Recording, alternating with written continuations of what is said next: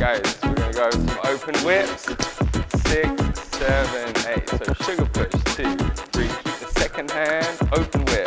1, 2, 3, and 4. With inside turn. 5 and 6. Free spin. 2, 3, and 4.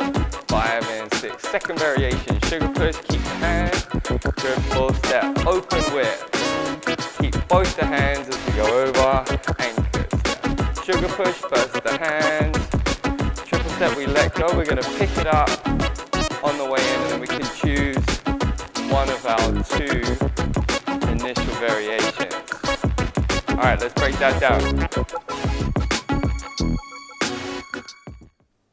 All right, let's break down those open whips then. So firstly, let's quickly talk about the difference between a basic or classic whip versus an open whip, sometimes called a hustle whip.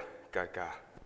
So a basic whip, you would find that I travel once, and the follower, Fab's traveling me out traveling me 3 to 1. Let's do the other side. So Fab's going to take 3 steps across the dance floor. I take 1 step and I hold my spot. So in an open whip, you'll find that both you and your partner travel equal amounts. It's kind of like a changing of place that happens twice. And it's a bit flat to do it without an exit. What we mean by that is some kind of turn on the end. So we can show you with an inside turn. You may choose to use the other hand and create an outside turn. We prefer not to do a single hand on the outside turn, so we might use both of the hands, which is quite a nice use of them. So I'm showing you how to do that. We're going to use a sugar push to help us achieve the 2-hand hold. So there's the 6 count. And then from here, guys, I step on count 1 where I normally always would for a whip, which is off to my left diagonal. I'm then going to take a step forward as I slide my toe over here. And if the followers are watching the leader, you'll notice that's sort of the reason why they turn. Maybe why they turn a little more quickly than they would in a classic whip. Now, leaders, we've got to get all the way around so that you can step back on count 3. I'm a big fan of stepping back on count 3. So in my open whip, that's no different. I just have to turn my body a little bit more to get there. And then what we've done here is some kind of traversing coaster step. So I go back together forward as I clear the slot, leaving it open for the followers. And now here comes your option. Am I going to do an inside turn with my right hand? Am I going to do an outside turn with my left hand? To begin with, we use the right hand. So that's 5, 6, 7, and 8. In this opposite hand hold, it's very common to have the sort of want for some kind of rotation on the end. So whether it's a left side pass free spin, or you can do a left side pass pick it up, that hand hold almost requires it, okay? And then from here, you'll find that all that energy is sort of dissipated, and now we can start a new combination. So we're going to do a sugar push, again picking up the hand, 3 and 4, 5 and 6. So here's our second open whip, 1, 2, 3 and 4. And this time we're going to take the left hand up, keeping the right hand as we loop it through a little bit lower. Then the right hand comes up, 6, 7, and 8. I'm keeping my right arm nice and relaxed. My left arm is looping over the top. We're going to do a sugar push, and through count 2 into 3, we're just going to lift up all of the hands, let them separate, but at the same time try and keep physical contact. So we're just going to bring them up, let go of the hands, but keep pressing a little bit of tone so that we can keep the frame of the partnership. At the end of this, just for our combination really, we want to let go of this hand, and then we can go into the practice of picking up your partner as you go into the whip.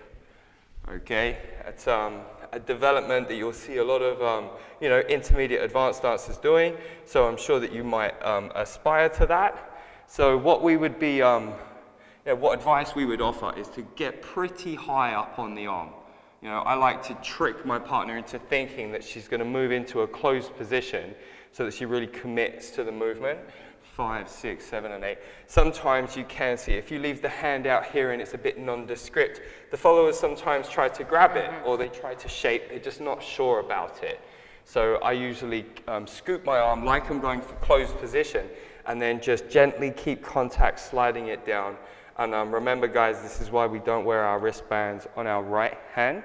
Even the silicone ones can still pinch a little bit. The ones with the pop, they can leave a scratch if you haven't, you know, take consideration of that. And the same goes with watches, okay? So try and keep them on your left hand for social dancing.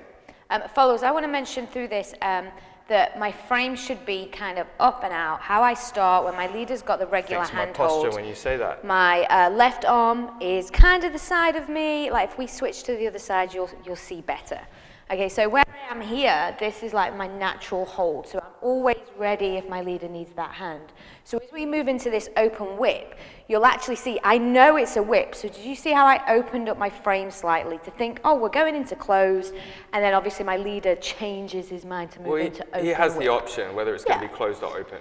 So yeah, just want to check in with that, where my arms start to where they start to open. If I feel that it's going to be a whip, you'll see that my frame opens up so the leader can get into closed position. Cool, and watch the continuation of that as we release it. So I'm going to release this arm, watch Fab carry it.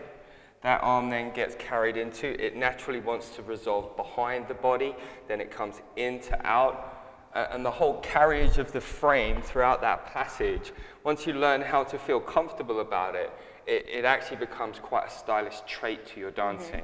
So just having good frame, but allowing it to move fluidly is going to be a great asset to your West Coast swing. Yeah. Followers, I also want to mention just through the first part of the whip as well, just trying to keep your weight at the back. So when I keep my weight back, when I'm slow, I can see my leader turning his body so I can kind of mirror him. This will allow me to get that full rotation. And then on count 4 again, you can see I've extended my right foot forward, but I haven't committed the weight yet. It's for my leader to do that. And as he does that, then we get the rotation. Okay, so be as slow as you can, keep your weight back, and really watch what your leader's doing. Watch his shoulders and through the whip. All right, guys, you'll see us doing this in music. All right, guys, we're going to go some open whips. 6, 7, 8. So sugar push, 2, 3. Second hand, open whip, 1, 2, 3, and 4. With inside turn, 5 and 6. Free spin, 2, 3, and 4. 5 and 6. Second variation, sugar push, keep the hand. Good full step, open whip.